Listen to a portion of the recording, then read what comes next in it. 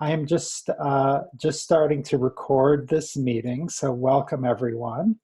A couple of ground rules. I just explained Zoom, but for those of you who were not here, the most important thing is, first of all, in the upper right corner, you can toggle between speaker view and gallery view.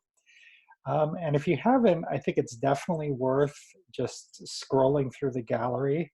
I would encourage people to turn their camera on because I think it really helps to just see other faces in a time like this, so if you are comfortable.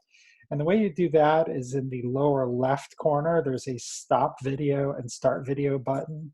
And there's also the mute and unmute button. So if you would like to, when the time comes to unmute yourself, you will be able to do that. A little while later, we're also going to split into breakout rooms where you'll be paired with one or two other people to allow some real one-on-one conversation.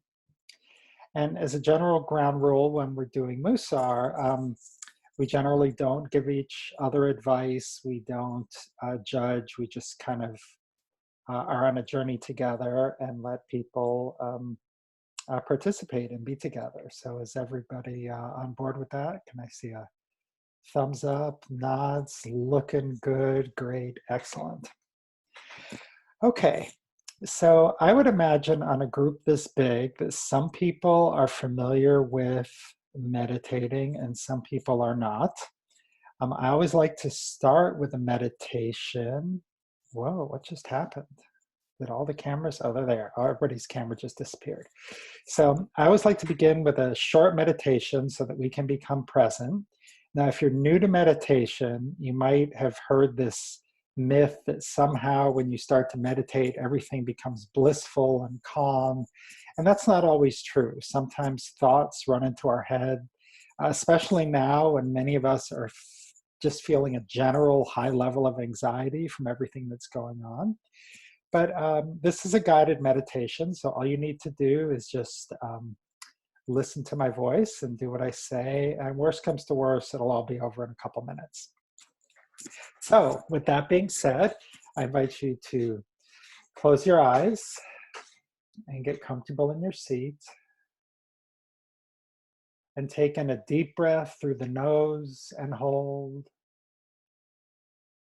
and exhale through the mouth and hold. And again, inhale through the mouth and hold, and exhale through the mouth and hold.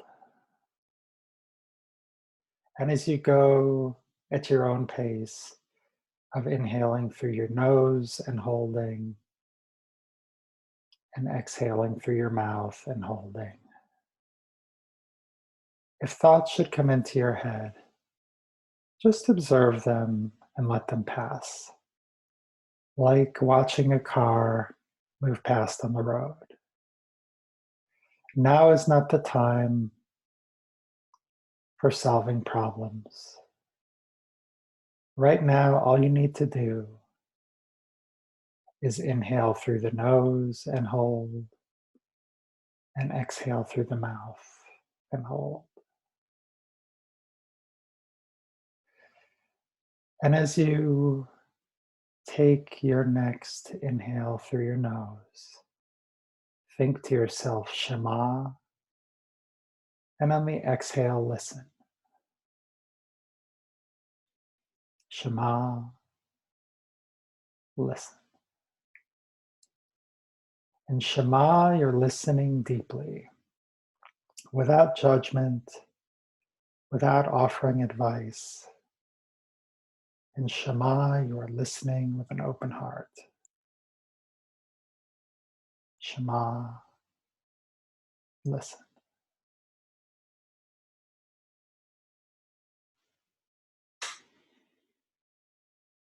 And when you're ready, you may open your eyes.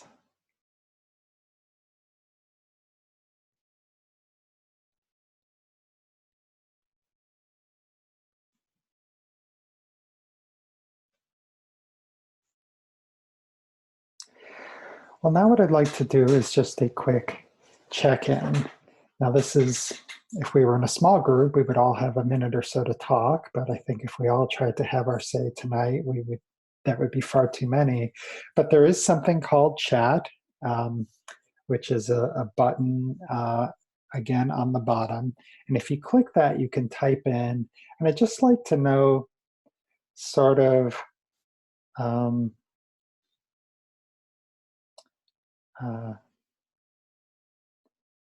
I would like you to just check in and see, maybe in just a couple of words, what are some of the emotions that you've been experiencing? I know for me, there's been uh, a variety of things. Sometimes I'm pretty calm, and sometimes I'm just kind of focused and worried about everybody else. But other times, I've been angry, I've been lonely, I've been frustrated, um, uh, anxious, also happy. So just yeah, let's see how people are feeling.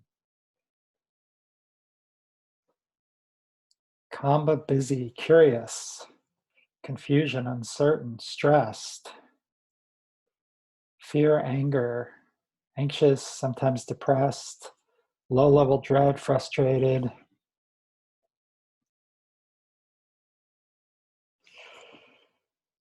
Optimistic, things will turn out, wonderful. Faithful and unsettled, sad, the entire gamut. Yeah, that just about sums it up. This is something which can really, it's also a time where we can all be very subject to feeling overwhelmed, um, patient, feeling loved, feeling connected. It's one of the great ironies is that we, all, uh, are so busy doing, that right now we're really forced to slow down. And although some of us are still working or, and we're forced to work in kind of unfamiliar ways, others may be retired or not working or be temporarily not working. But it's a very different, it's a very different, and one thing I often say to myself is, okay, well, if this is the worst that I have to deal with going through all of this, when all is over, I'll be very grateful. Okay, so I'm going to start sharing some slides now to have a quick review of Mussar and how it might apply in our current situation. Okay, so can people see the slides? Yes. Okay, I see some thumbs up. Excellent. For those of you who are on the phone, I will do my best to kind of describe what you're seeing. Okay, so the first slide, it just has a quote from Genesis. It is not good for a human to be alone. This is a quote that takes place from during the story of creation. And I would be curious why this, some people say this is like the first commandment or the first, real lesson that takes place in the Torah. So why is this in there? What is that? I don't know. Am I going out on a limb saying this feels very relevant for us today? Anyone have any thoughts they'd like to share? You can unmute yourself. Hi, it's Linda Klein. We're social beings. We are social beings. That's right. That's right. It's one of the reasons why there are serious objections to solitary confinement. That is just tough, even for people who've done horrible and despicable things. Um, that is. Anyone else have any thoughts? I think it's a reality check. This is Bonnie. Hey, Bonnie. This thing seems so unreal right now. Just, I go outside and I feel like I'm in a science fiction movie. Everything is so quiet. There are so few people around. There are so few cars around. And it just helps to talk about things. It's a very complicated time. Mm-hmm. So for It is. me, it's really good to hear other voices and other opinions. Uh-huh. And This is Carol, and I believe that the way we will get through this is through community and through being kind to each other. And I am finding it is bringing out some wonderful kindness in some people who have, I'm in that demographic that shouldn't even go outside. Immunocompromised, asthmatic, over the age. And I have had 7 people offer to shop for me. 7. If I may, sorry, I don't. It's kind of hard. I don't want to interrupt anybody, but I just wanted to chime in. It feels to me that we're almost like the children who couldn't get along, and the parent puts them in different corners, and you guys can't talk to each other until you come down and you figure out how to do it better. Stop fighting over the toys. Stop fighting over what's not important. Just take a break. And we are kind of almost in that position where we are forced to take a break from everybody, from our routine, from everything, from our routine to a feeling of certainty, which is so important to us.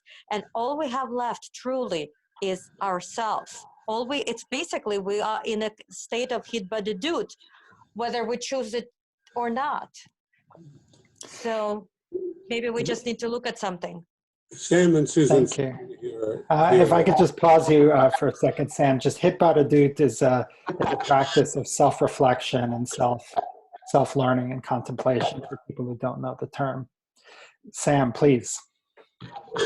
I'm sort of struck by Rabbi Sachs, also in a Torah commentary on the Parsha, reflected on how in this Parsha we're learning how to build together and bring everything we have together, build the Mishkan. We need community. That building a community requires this interaction, and the urgency of our moment brings us together.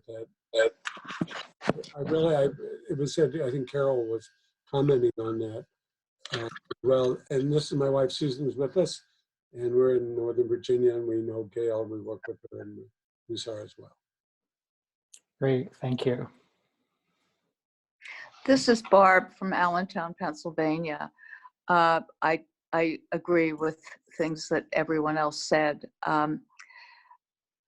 All of the mitzvot, I mean, we're talking about Genesis here, and all of the mitzvot have to do with community and working together in community or in pairs. And this is just so important. And it's an aberration right now that we're not allowed to associate with other people, or we can't for health reasons. Yeah, thank you. And thank all of you. It is a big aberration. And one of the sort of things I'm implicitly hearing is that when our normal ways of experiencing community is taken away, very often that gives us an appreciation for what we have. And I don't know, that annoying person that we would run into, we'd probably be really glad to see them and talk to them right now, because we don't have the kind of interactions that we're used to. And we're like, oh, they're really not so bad after all. And maybe this is an opportunity to really understand kind of what's important in the world.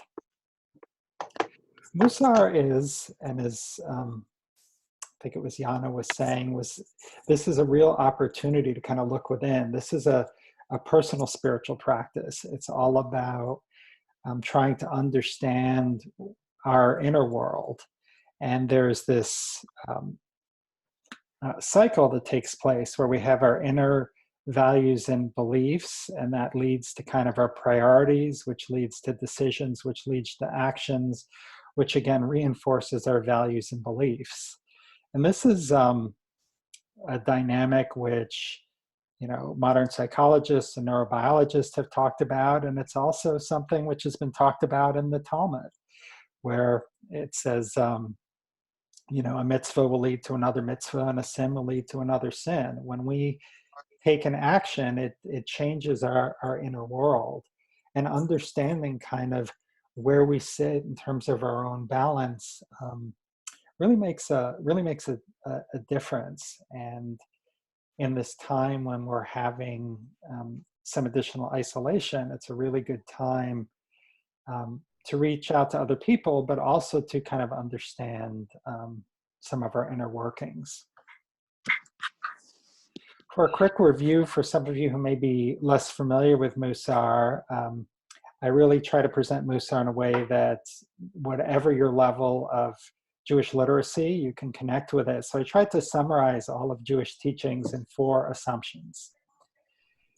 Can I have a volunteer to read these? May I? I'm Jim. Yeah, Jim, please. The backstory, 4 assumptions for your Mussar practice. There is a divine spark in every one of us, which is occluded by our baggage. Next, we all have free will, but it is not always accessible. Third, we are driven by the conflict between the evil inclination and the good inclination. And 4, we all share the same soul traits, but have a unique measure of each. Thank you, Jim. I saw your hand was up. Is there another question you had or comment? No, okay, great. So when we look at these, to give kind of a quick summary of what I mean, the divine spark, it again comes back to the story of Genesis. We were all created in the divine image, which means if you're not sure of the divinity, we all have a spark of goodness, which is within us, that can never be taken away. And at the same time, we have baggage. We have the hurts and disappointments that have happened to us. And at a time like this, when there's increased stress, sometimes like our baggage can really be inflated. Like I had one person was telling me that he was re-experiencing the trauma of the AIDS epidemic because it just came on so suddenly and so out of nowhere that suddenly here we are out of nowhere. There was, this disease that sent us all home.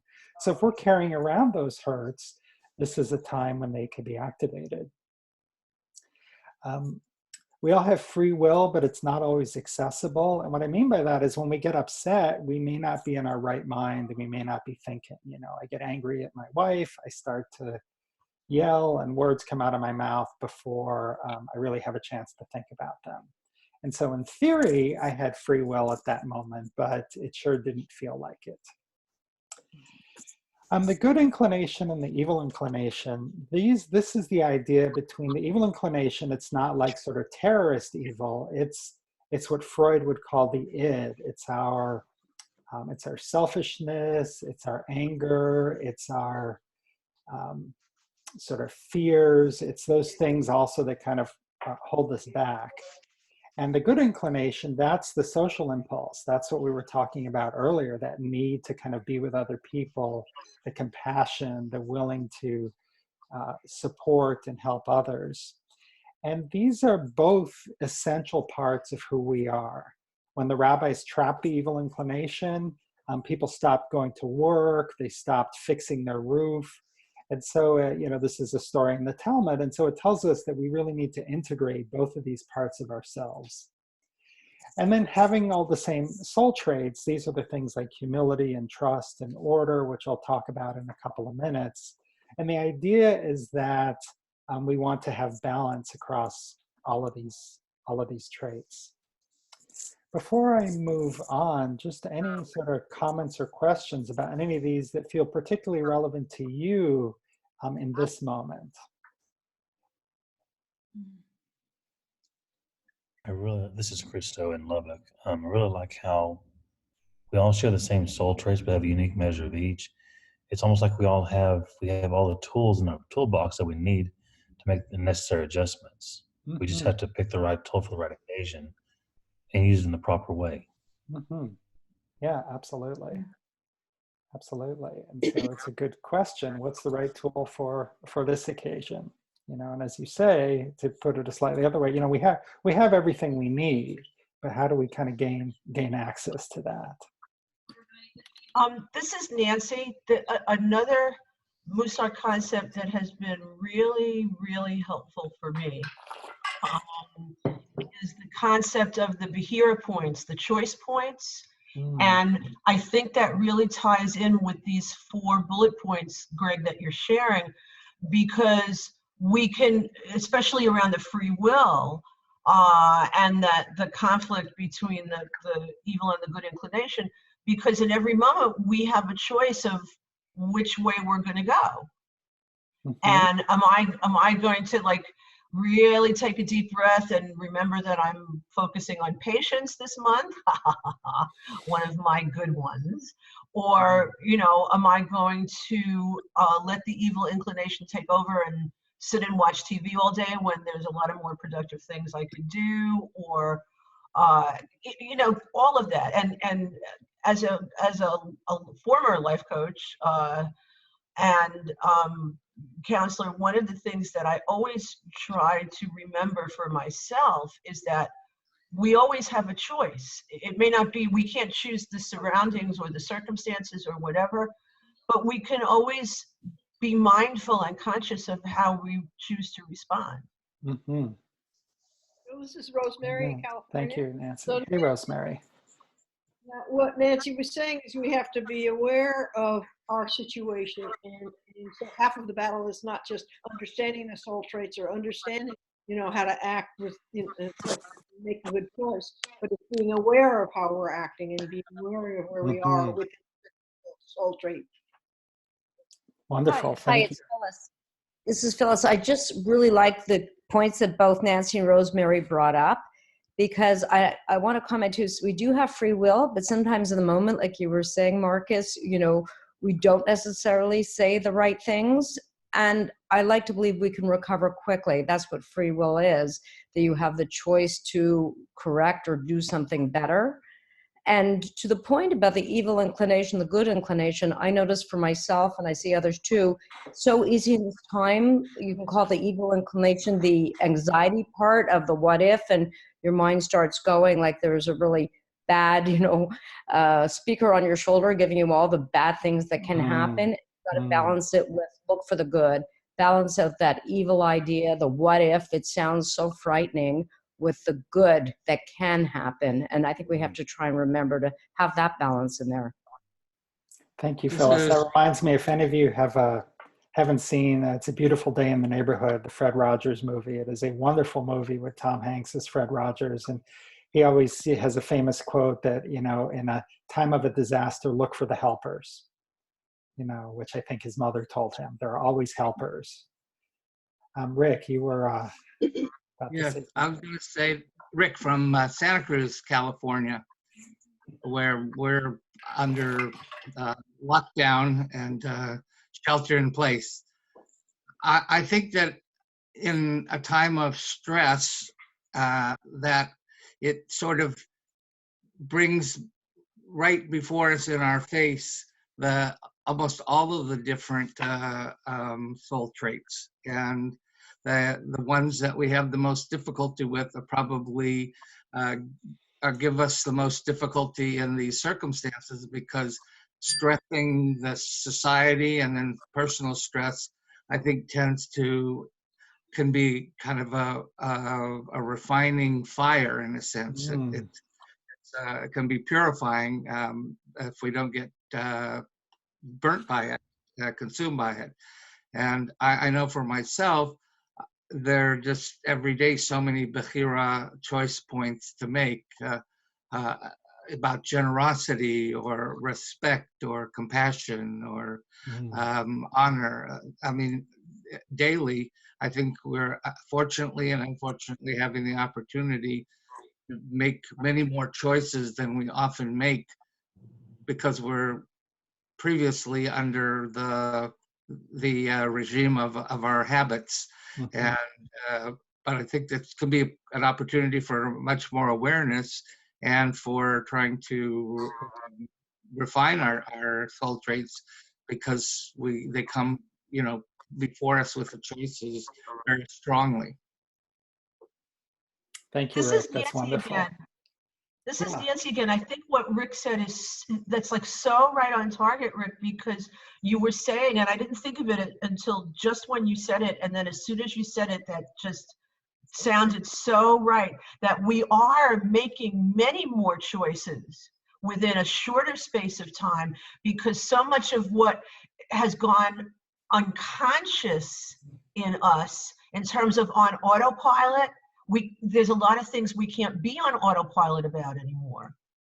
At least at this point, who knows, a month from now, but right now, so Rick, that makes so much sense. No wonder everybody's anxious and confused, because I even experienced that, in my own life, in terms of, I have a mother who lives in Florida. I'm in Metro Atlanta, and she's very active, very capable. She's 93, and that kind of like trying to, and she's the one that taught me how to be more aware and more conscious of my health.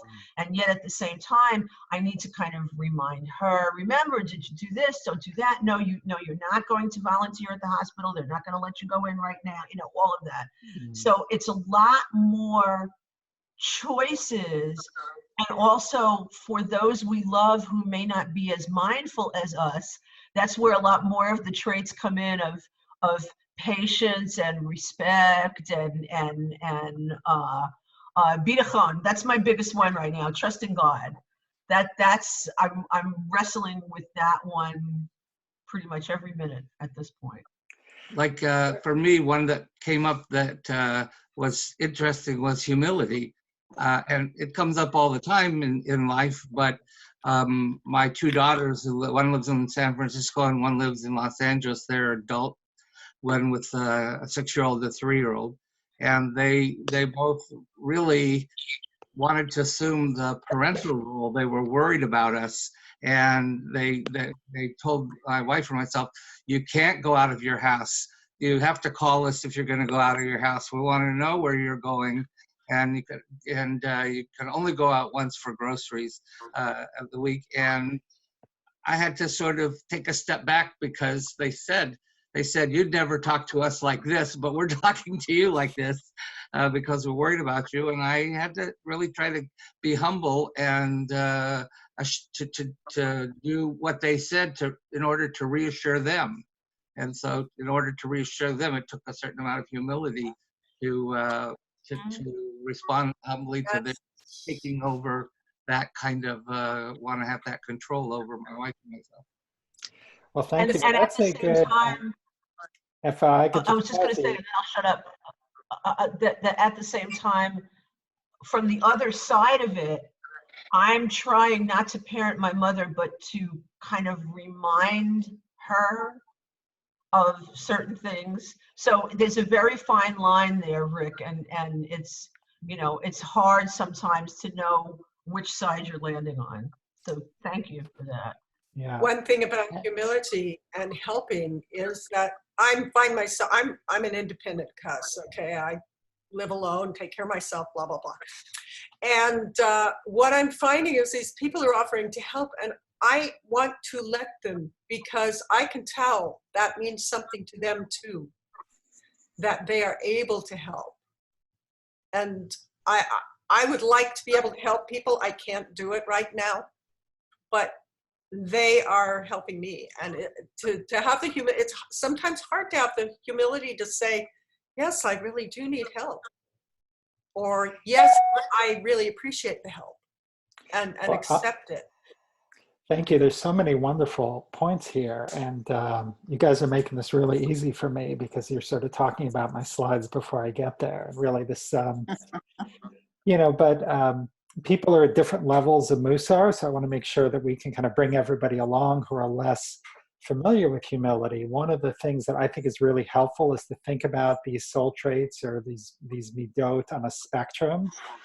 And so for humility, many of us have an idea that, from our Western upbringing, that it's about being meek or self-effacing. But in Judaism and what Mussar teaches, it's really about finding your right place in the universe. As Ella Morena said, great phrase, occupy a rightful space, neither too much nor too little. And finding, what is that right space for me right now? And we can get ourselves into trouble when our humility is out of balance, where, where we like to be is kind of in this middle portion. But if we have too little humility, we can become arrogant. And if we have too much humility, we can kind of be too meek or too self-debasing. And what are some of the dangers of being arrogant, right now at a time like this? How might that show up, or how has that sort of shown up for any of you in this time?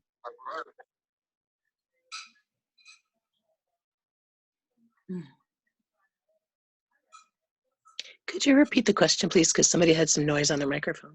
Oh, sure. So my question was, one way humility can be out of balance is that it might lead us to be a little bit arrogant or self-important, or feel like the rules don't apply to us, or some of these sorts of things. And I'm just wondering, like Rick, I'm sort of living in a lockdown, and I've talked to a lot of people, and people are doing different, we're responding differently in different parts of the country. So have you felt any resistance to some of these?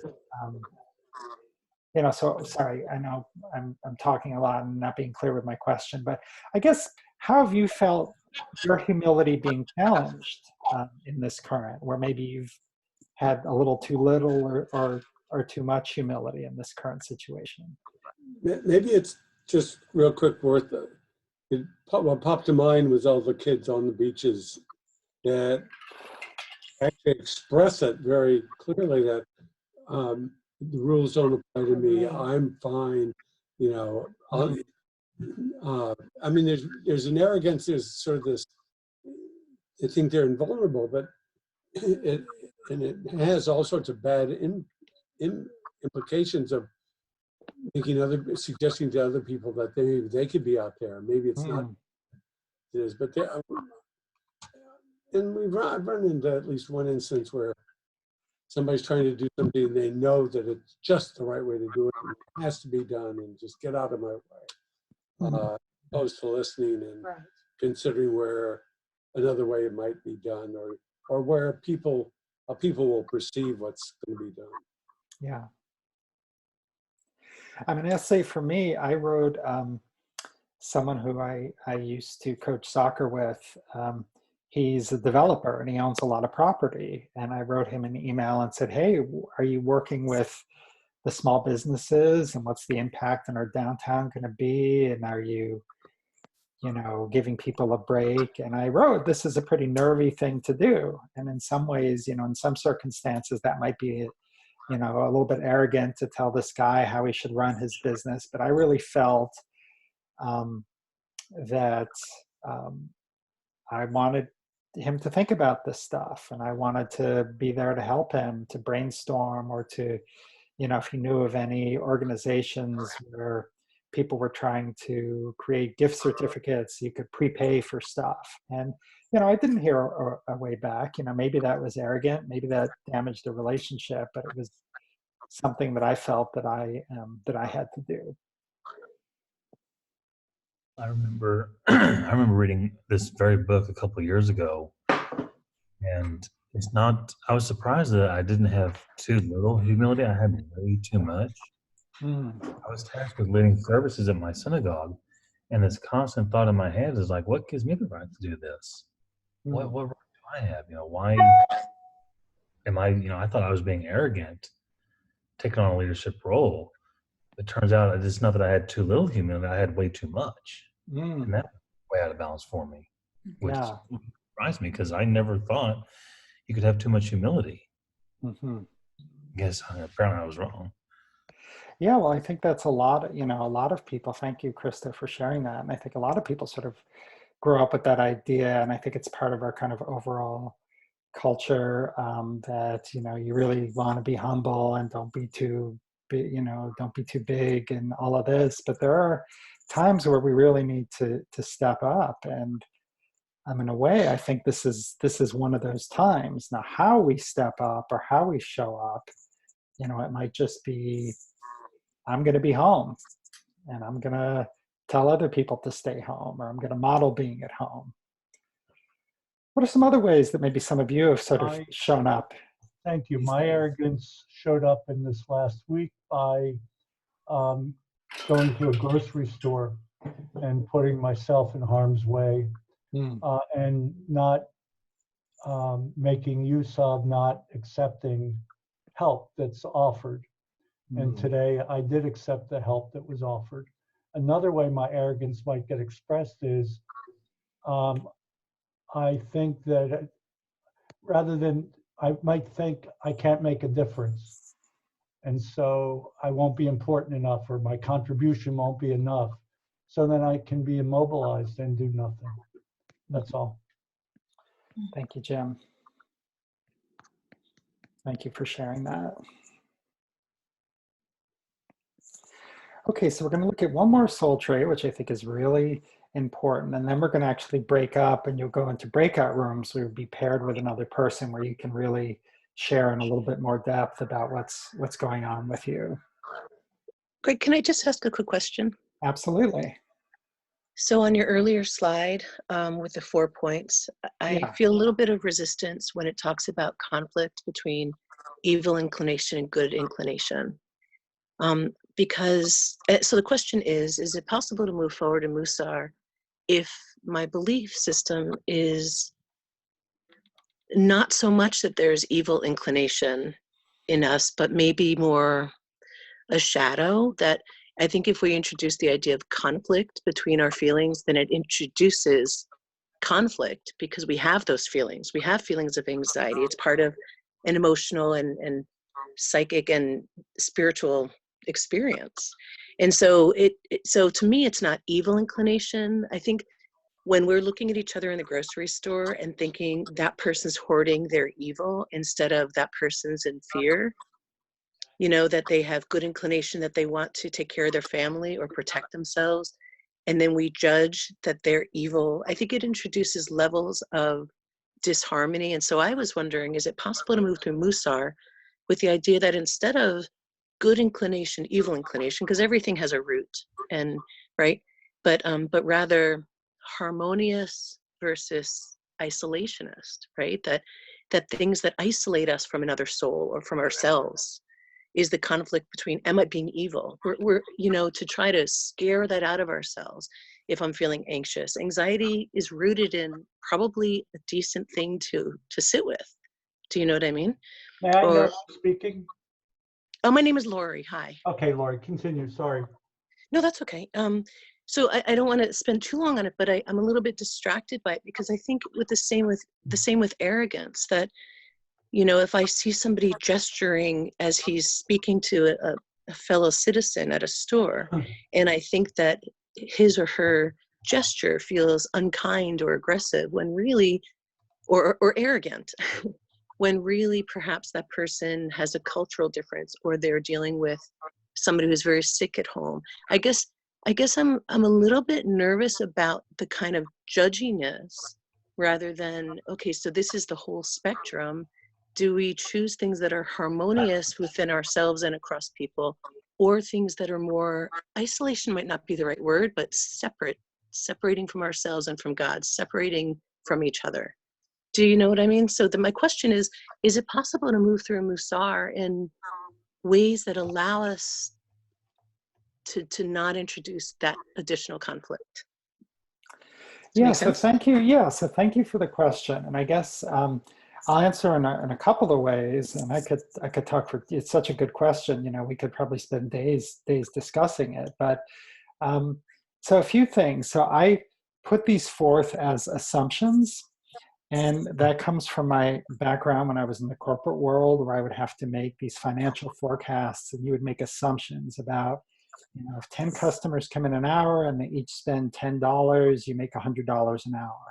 Maybe that's true, maybe that's not true, but you can sort of start making decisions. And so I put this forth as an assumption because it's not, you know, you might choose to believe it, you might not, but it gives you a framework for working. So in that sense, I would say perhaps keep an open mind. I would also say, for a second thing, you talked a lot about sort of judging other people, like, oh, if I see that person and I think they're arrogant, or I think they're being greedy, that what you're talking about It has to do with the soul trait of honor, where we all tend to judge other people. And Mussar is a practice where we're looking within. And I use words like arrogant or self-debasing to kind of define the extremes, just so we can understand the spectrum, and also acknowledge the reality that sometimes we do have these thoughts about other people. And when we have those thoughts, recognizing that we're having those thoughts and then putting it within a Mussar context, what's up for me? Why am I, calling this person, and I found myself having a lot of those judging thoughts in the supermarket. And then there are practices that we can do where I'd be like, well, I'm judging this person. What's another explanation? Like this one guy had all of these paper towel rolls. And I thought, well, maybe he's shopping for his entire family. Maybe he has a cleaning business. I don't know why they're buying all these paper towel rolls, but for me to just label him as a hoarder, that's upon me. And the third thing I'll bring up is that the evil inclination, that's a translation from the Hebrew. I don't like the word evil, but it is kind of the best one that I've heard. But it's really, that has so much like baggage that goes along with it. Other people translate it as the hostile impulse, or it's our selfish impulses. A lot of these traits that are ascribed in the literature to the evil inclination live in our amygdala, live in our hindbrain. So there are fear impulses, and a lot of the good inclination attributes tend to reside and have now been mapped to the prefrontal cortex. And those two parts of the brain do actually oppose each other. So I totally hear what you're saying about not wanting to introduce conflict, but I do, I guess the thing I would offer to think about is that we do get pulled in different directions. And sometimes it's towards our shadow and sometimes it's not. But you're absolutely free to kind of reframe it in a way that kind of feels or works better for you. That's super helpful. Thank you very much. And I guess what I hear is that if we want to replace the word evil inclination with maybe id or something, like whatever the concept is that pulls between those parts of our, primal brain and soul. I appreciate that. Very good. Thank you, Greg. Sure, you're welcome. And yeah, absolutely. Like the id and the superego are very, very analogous. Freud is Jewish, by the way. Sometimes it's defined as our primal energy, and it's not so much. And the passage from the Talmud that Greg mentioned, when they locked up the AJRCA, no work was done and no one studied. It was clear that it's not evil in and of itself. It's a primal energy, and they say what to do with it, take it to the house of study. More, not that it's evil in itself, but it's a primal energy that has to be guided to a good purpose and a good goal. And in that sense, you can think of it not as being conflict, but as guiding in the way that the prefrontal cortex guides our life, taking the energy and the emotions of the amygdala, but then the prefrontal cortex guides those into effective choices and appropriate choices. Thank you. And that's I love that framing. And when we think about the sort of arousal we feel from nervousness and anxiousness and everything's different, and as someone commented, just being out of your habits is going to make you feel weird. And so the more that we can bring a framework to guide that so we don't act out, the better and the easier that this period is going to be. Greg? Hi, it's Nancy again.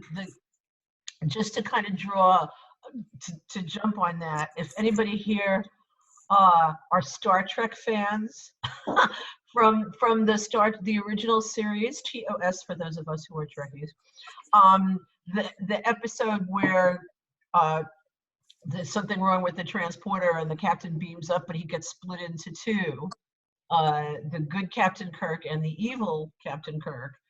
And he basically comes to the same conclusion that a lot of what makes him a great captain comes from that quote unquote evil side, and that they need each other. Both sides need each other.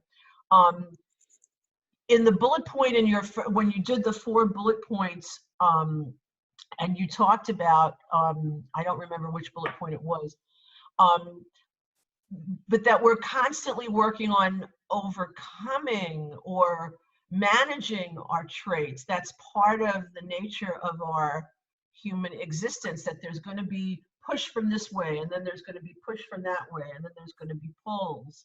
And it's like a lifelong endeavor.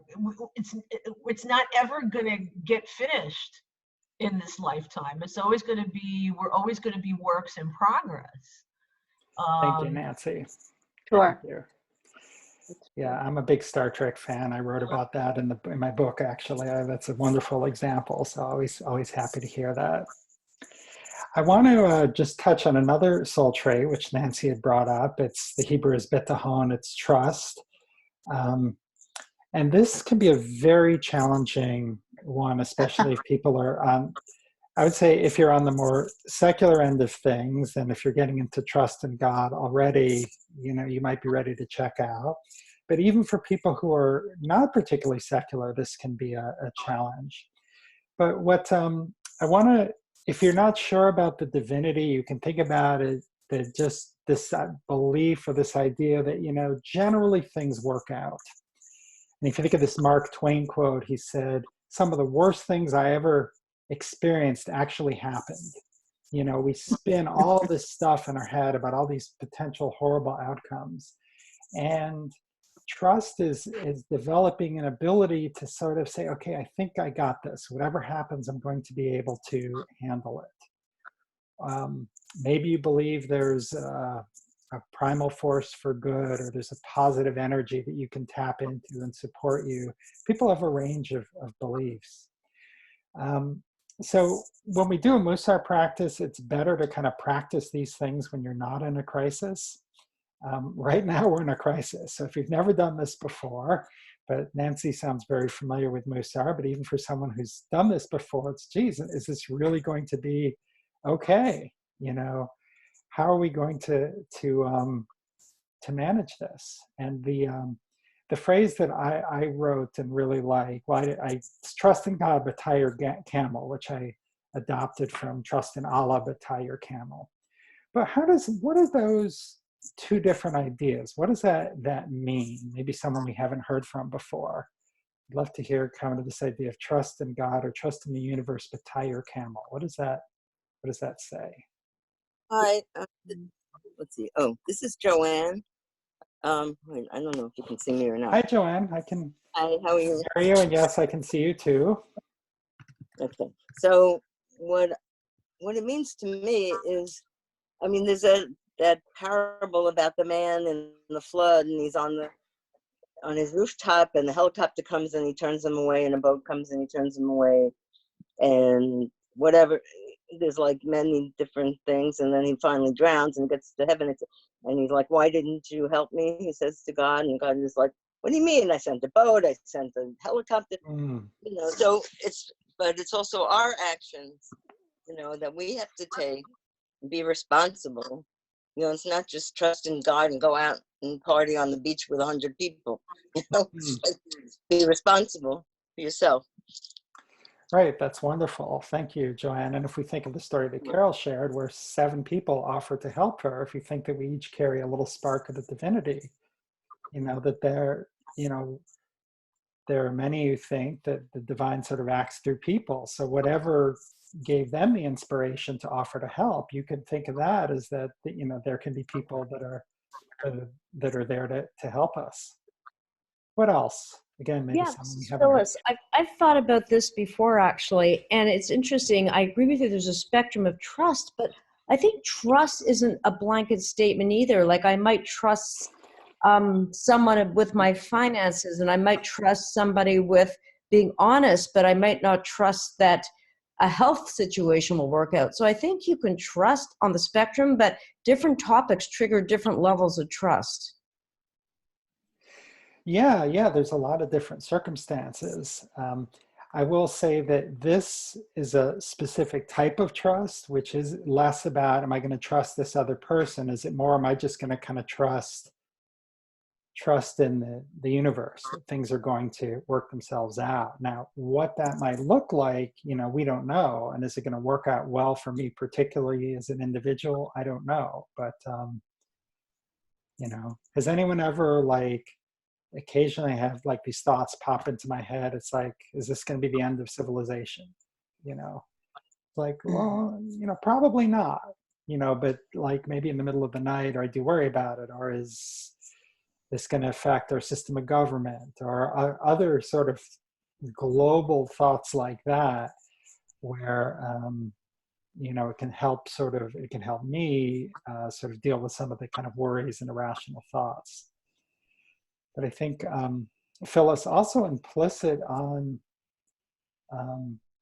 what you were saying, even in the examples with people, though, like, am I going to trust this person to do my finance? There is also I could imagine a spectrum. It's like, okay, well, how much am I going to tie my camel? How much am I going to check my bank accounts to double check and make sure money isn't being skimmed off, or that they haven't made some kind of mistake? And just to your point, it's actually, I use the example, trust somebody about my finances, but trust even, will I be walking out of this financially okay? Would I trust that I'll be walking out of this? So that's what I'm saying. There's different levels. I personally have great level of trust in some areas and less in others. Yeah. So it's interesting to look at that. Why, and what does it take to have a blanket level of trust? Yeah.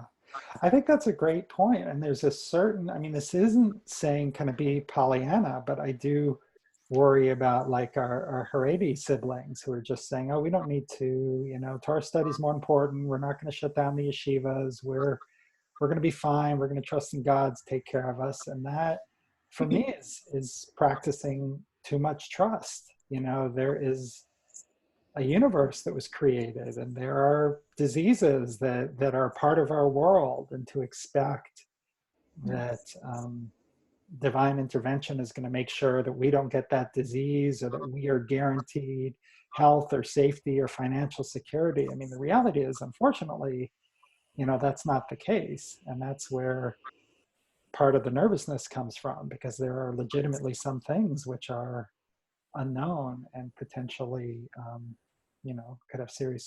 going to have serious consequences for a lot of people. Hi, this is Linda. I live in a small community, and we have some people over 80. It's a co-housing community. And I called a bunch of them this morning to see how they were doing. Did they need anything? And talking to one woman, I was expressing, some of my anxiety, because I do have anxiety about what's going on. And she's a Christian scientist member, and she totally believes in the power of prayer, totally.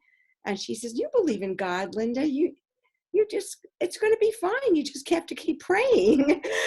And I said, "Yeah, I get that, but I'm also, I'm also feeling that we have a lot to do to take care of this pandemic that's happening, and there's also a lot of mistrust with information."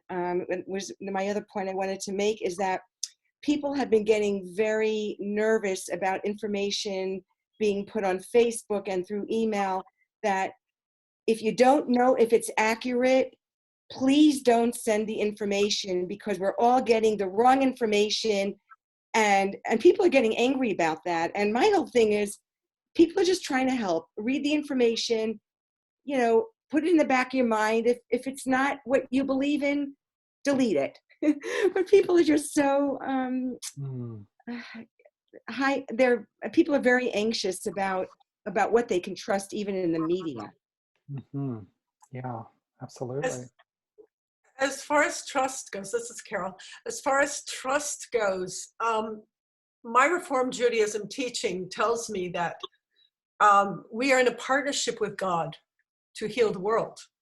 And since we are in a partnership, there's clearly work that we are also supposed to do. So we need to do our work and then trust that God will do God's work, rather than trusting that God will take care of it if we pray enough. That's service, but there's other service that we have to do too. So as far as reaching out to people, my next door neighbor is in her 90s. She's a shut-in. She never goes out. I call her every few days anyway to check up on her. I used to shop for her when I could go out shopping. So I can't go out shopping now, but that's my work. And I have these people that'll shop for me. One of them's shopping for her. Two of them are shopping for her as well because they're neighbors. But that's my work, is to make sure that Margaret's taken care of, that she's okay. And that's all I can do right now, that and check in with family and so forth. But that's okay. That's my work. Thank you, Carol. Erica, were you trying to say something? I was. Thank you, Greg. Hi, everybody. I'm Erica. And what I was going to say is that, I don't think I can do the trust thing so well right now. Maybe there are others in the same boat, but what I can do is the equanimity with the combination of humility as well. So the equanimity is trying to tolerate the situation, trying to kind of ride the wave, as I think it's Alan Moranis who tells us to do, but also being clear about what I can control in the situation. I'm not a doctor. I can't control, who heals from being sick, but I can control, or I have some power over lightening others' loads, sending good energy their way, trying to take care of others in the situation. And I think for me, that helps when trust is too hard. Thank you, Erica. Thank you so much. Okay. Well, I have been promising that we will have a chance to get together with partners. So we'll have, at least 5 minutes, maybe a little bit more, where I'm going to split you randomly up with other people. As a inspiration, there's this quote, "Know before whom you stand," which is on the Ark of Many Synagogues in Hebrew. And it's really this idea that we play a small part in the universe, but that part is still really important to us and still really accounts for a lot in our life. But there's also a lot that we don't have control over. So this is just a chance to kind of get together and connect with somebody else. If you have like a piece of paper and you really connect with this person, I really encourage you to share email addresses or phone numbers and maybe set up a regular time to do study or just check in, or someone else to meet with.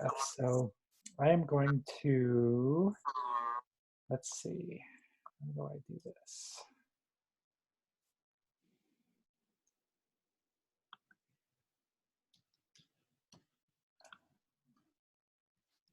Stop the share and set up breakout rooms.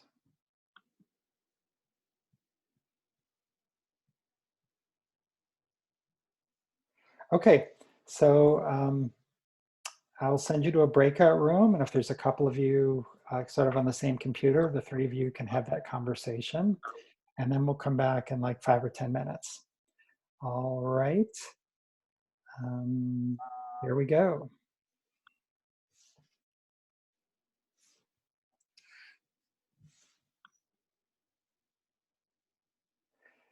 So you should see something on your page, an invitation to join the room.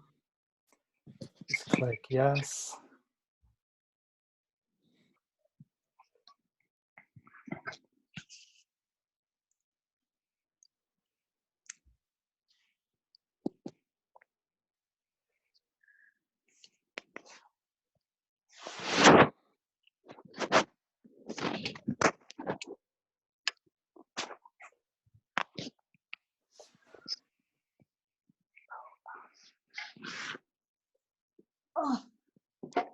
Okay, do you see the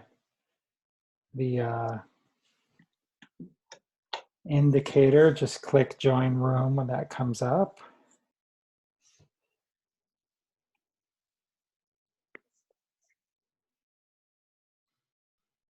Yes, Lois, you had a question?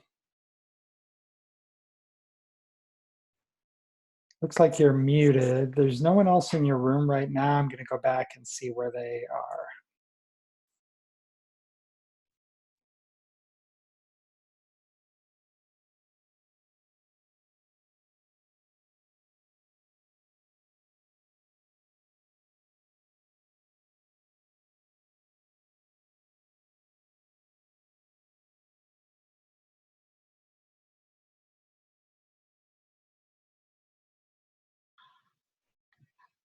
Greg, there was no one in my breakout room.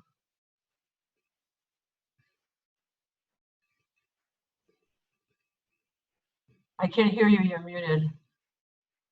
Okay, let me see what's going on here. Yeah. You put me in 11, there was nobody there. Okay, I think someone may have left. I didn't receive a partner.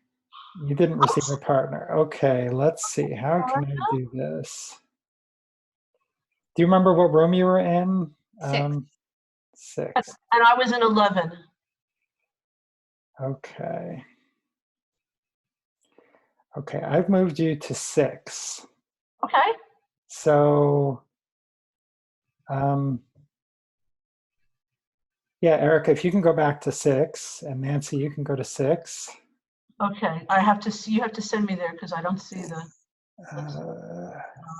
let me see. How do I get to, oh, breakout room. Okay, so I got to go to 6. Breakout room 6, okay. Yep.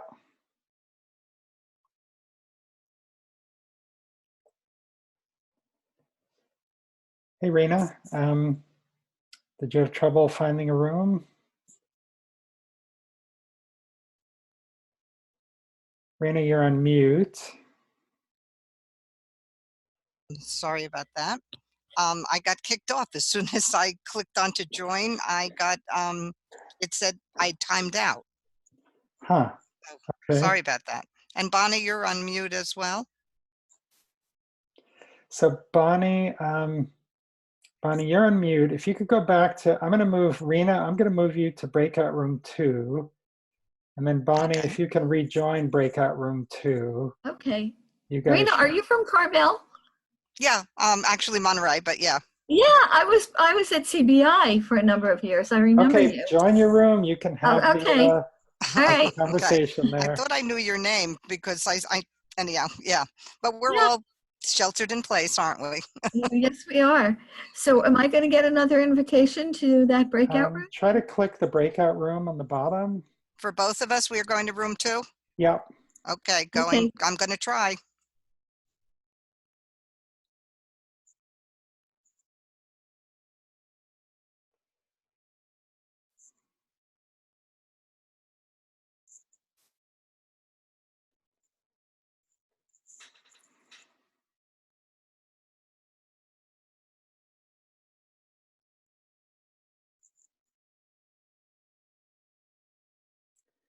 Okay.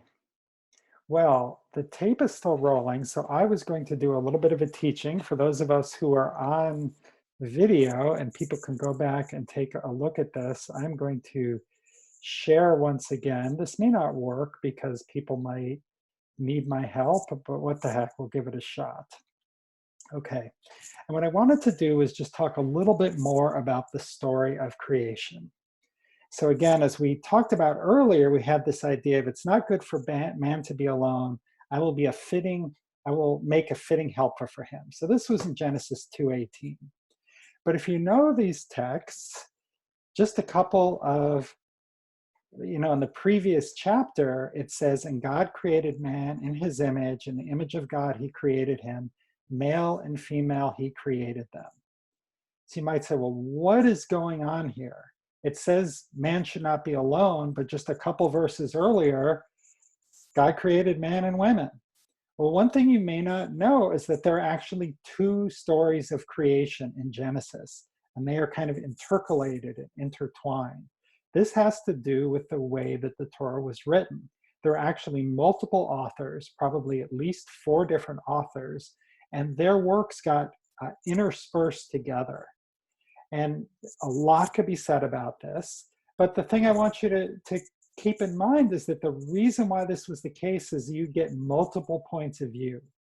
So you get these two different stories of creation, and Joseph Soloveitchik wrote a whole book about these two different creation stories.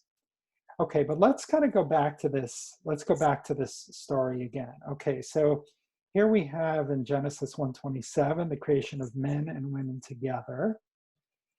And then God said, be fertile and multiply, and you're going to rule the earth, and you're going to be the master of all these animals and plants, etc.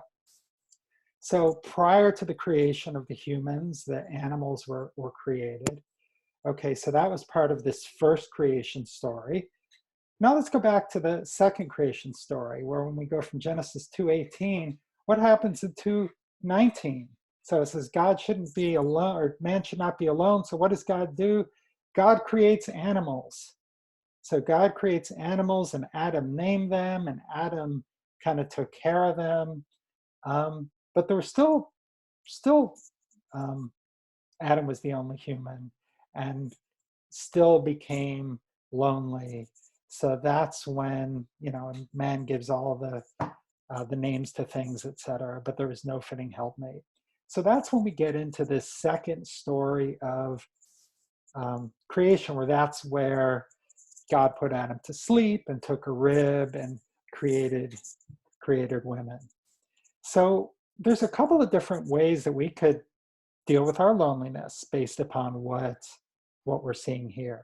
For example, one could, hang out with animals. And again, my cats are like the happiest people in the house, because my wife and 2 daughters and I are home all the time. And they're really, really happy. And we enjoy spending time with them, but it's not the same as spending time with other people. And for my 2 teenage daughters, I think it's a little bit of a mixed bag. They're glad, I'm sure, on some level that their parents are here, but they would much rather be with their friends. They would much rather be hanging out with other people. So while we can get some comfort from animals, there's no kind of substitute for having connections with other folks. Okay, I am going to stop the share again and send a message to all of the groups.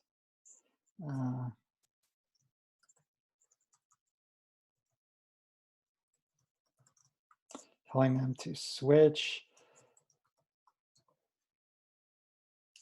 Okay, so that will make sure that everybody gets a chance to talk.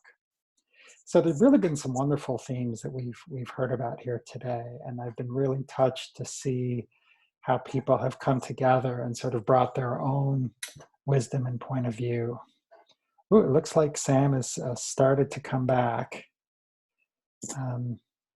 Sam, are you guys done with your in your breakout? You're muted.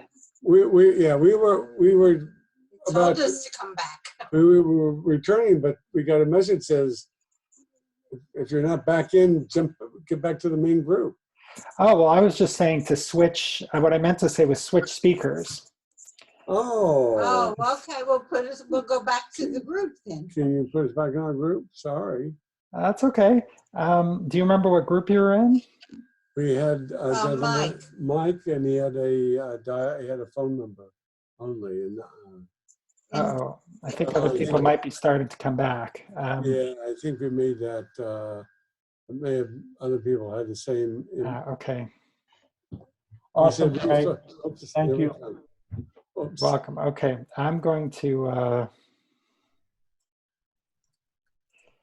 give the 20-second warning to everyone in the rooms, and then we shall bring them back. Erica, you found somebody to talk to that worked? Good. Good, excellent. Okay. I've got to leave, so I just want to say thank you real quick for all this, and thank you everybody else, but I wish I could stay for the whole thing. Okay, well, it is going to be recorded, Christo, so you can kind of catch the wrap up when we're done. Yes, and thank you again for the book, for writing the book you did. Oh, you're very welcome. I think we're probably just going to go for like 5 more minutes, and Okay. then Bye, Krista. Okay. Let me mute myself again. okay. So as people are coming back, I'd love to kind of hear what was that experience like?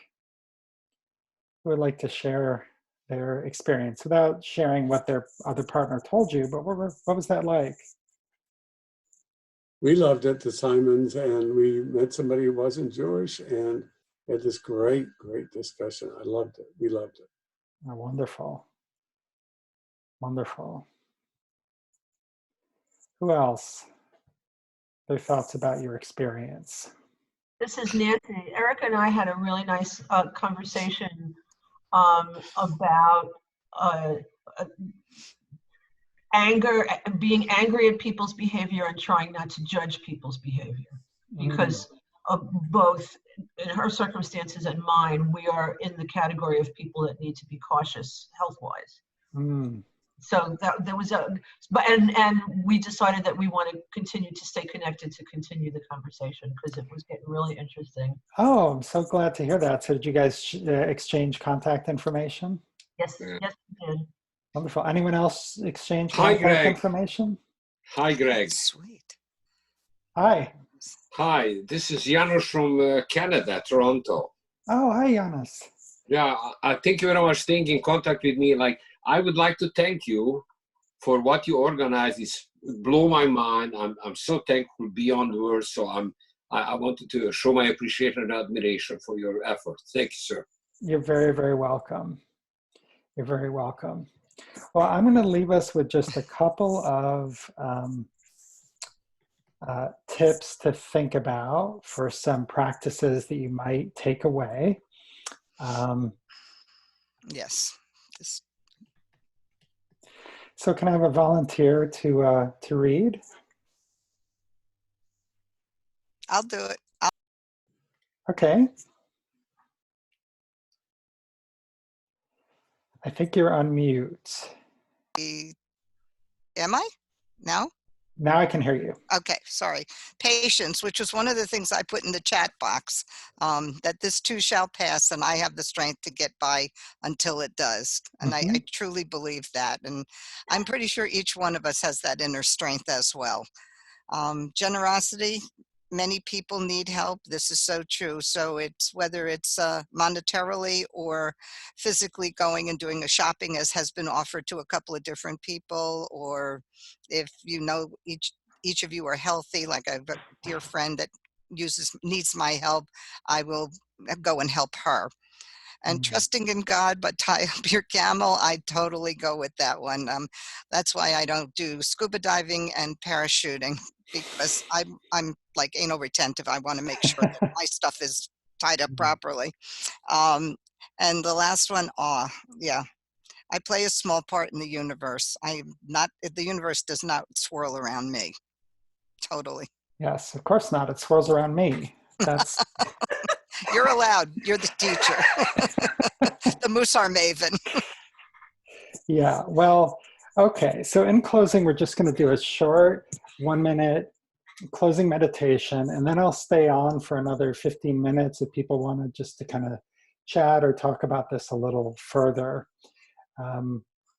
Also, if any of you are familiar with the Facebook group Jewish Live, it's put out by Judaism Unbound. It's going to have 24-hour live Jewish streaming events. I'm going to be interviewed there at some point tomorrow. And I will probably have a regular weekly Mussar session as part of that. So if you're on my email list, I'll let you know. If you're not, you can go to AmericanMussar.com and get on the list. Could you give that source again? American, what was that source? Jewish Live? Oh yeah, it's called Jewish Live. Sorry, it's not on here. This was my contact info. But if you email me, I'll let you know. Or if you go to the American Mussar Facebook page, I'll post some information about it there. And I'll also be posting this video While you were in your breakout rooms, I actually gave an additional teaching about the creation stories. So you feel free to kind of go back and take a look at those. Okay, but now let's really do this closing meditation. So I'm going to, shoot, how do I,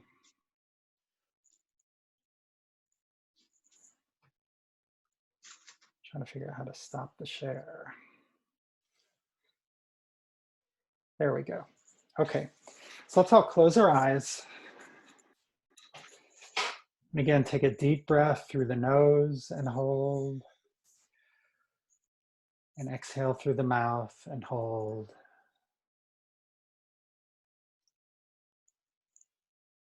And focus on the light that's filtering through your eyelids. This is the light of your divine spark. Allow yourself to feel the warmth and love and acceptance. That self-love and companionship, which is always there. And now tilt your head back and open your jaw and smile. And a moment of gratitude for this experience of community. And when you're ready, you may open your eyes. Well, once again, thank you all so much for being here. I really feel blessed to be in all of your company today. And I will hang around for a little bit longer if you, any of you wish to just kind of stay and chat or have any more questions. And if you just want to get going, my feelings will not be hurt. So have a wonderful evening. Thank you, Greg. This was lovely. You're very welcome. Thank you, Greg. You're welcome. Thank you, Greg. Thank you, Greg. Great job. Thank you. You're welcome.